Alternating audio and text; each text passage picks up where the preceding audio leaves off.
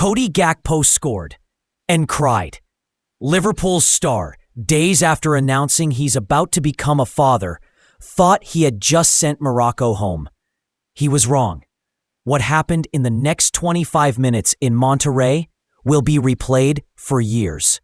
Welcome back, Morocco, Netherlands, round of 32, World Cup 2026. This was supposed to be the match where Europe finally stopped Morocco's run. Instead, it became the night the Atlas Lions wrote one of the greatest chapters in their history and sent a three-time World Cup finalist home in the most painful way possible. Let's break down exactly what happened. Before kickoff, the entire football world expected an attacking, expansive Netherlands. That's the Dutch identity. That's who they've always been. What we got instead told you everything about how scared Ronald Koeman actually was. Koeman benched his own midfield star and lined up with 5 defenders. A team built on attacking philosophy, voluntarily abandoning it because they understood that going man for man with Morocco in midfield was a losing proposition. Morocco, meanwhile, played with the calm of a team that had already decided how this match was going to go.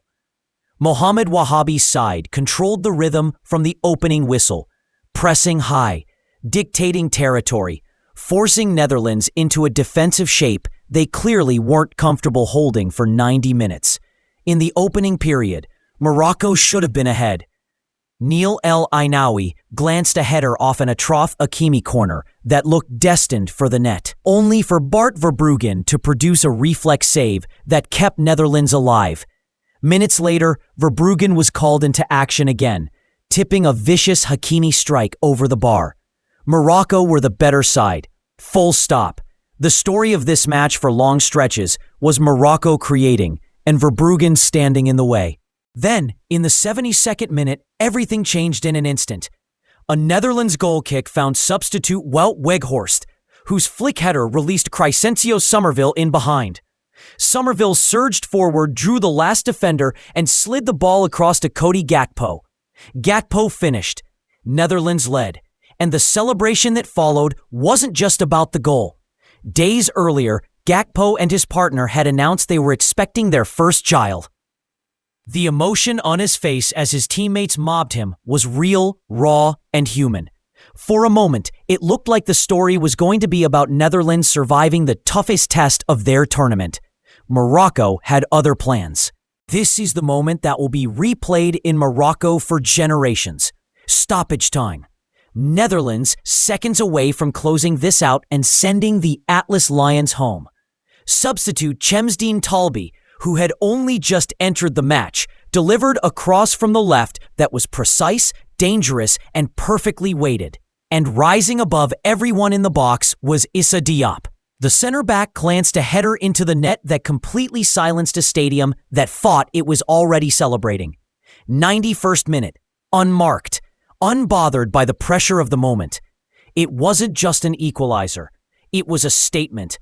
A reminder that this Morocco team simply does not know how to stop fighting until the final whistle physically ends the match. The stadium erupted. Extra time was coming. And Netherlands' entire structure, built around protecting a 1-goal lead, had just collapsed in real time. In extra time, Morocco continued to push. The clearest chance of the additional 30 minutes fell to substitute Soufiane Rahimi, who found himself one-on-one with Verbruggen. By any normal measure, that chance goes in. It didn't.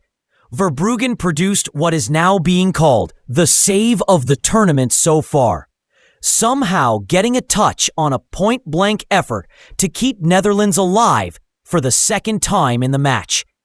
Football has a strange sense of justice sometimes. Morocco had been the better team for over 90 minutes. They had created more, pressed harder, controlled more territory. And twice, a goalkeeper stood between them and a deserved victory. But Morocco's character meant this match was never going to end in regulation disappointment. It was heading to penalties. This is where the story becomes legendary. Yassine Bounou, Morocco's goalkeeper, has built a reputation across 2 World Cups now as one of the most composed penalty shootout performers in the modern game. Tonight, he confirmed it again. Morocco missed their first penalty, Neil El Ainaoui's effort cannoning off the crossbar. For a moment, it looked like the heartbreak might fall the other way. But Netherlands couldn't capitalize. Their shootout unraveled, missed penalties piling up against a Moroccan goalkeeper who seemed to know exactly where every ball was going before it was even struck. The decisive moment came when Bounou read Crescencio Somerville's penalty perfectly and produced the save that sent Morocco through. Ismael Saibari stepped up next and finished the job with the composure of a player who had waited his entire career for this exact moment. 3-2 on penalties. Morocco through. Netherlands, a nation with 3 World Cup final appearances in their history, eliminated. Let's put this into context because the magnitude of this result deserves it. This wasn't just Morocco beating a tough opponent. This was Morocco beating Netherlands in a World Cup knockout match for the first time in their history. Backing up everything Dutch legends had said in the days before this match. The fear was justified. The psychological complex Van Basten described publicly manifested itself on the pitch. Ronald Koeman now faces serious questions about his tactical approach. A Dutch side built on attacking football, reduced to parking 5 defenders and still finding a way to lose. And for Morocco, this is now a second consecutive World Cup where they have eliminated genuine European heavyweights in the knockout rounds. Spain and Portugal in Qatar. Now Netherlands in Mexico.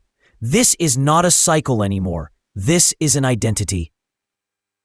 Morocco move on to face co-hosts Canada in the round of 16 in Houston. A match that will carry its own weight, with the host nation desperate to make a run of their own. But for tonight, this is about what just happened in Monterrey, a nation of 37 million people, plus millions more in the diaspora across Europe, watching a team that refuses, in the most fundamental way possible, to know when it's supposed to lose. Gakpo scored and cried with joy. 20 minutes later, his entire nation was crying for a different reason. Issa Diop's header, Bounou's penalty save, Saibari's nerve. This is what this Morocco generation does now. Subscribe for full Morocco World Cup 2026 coverage. Every match, every story, every moment that makes this generation legendary. Drop a comment below. Was Issa Diop's header the goal of the tournament so far? And how far do you think Morocco go from here?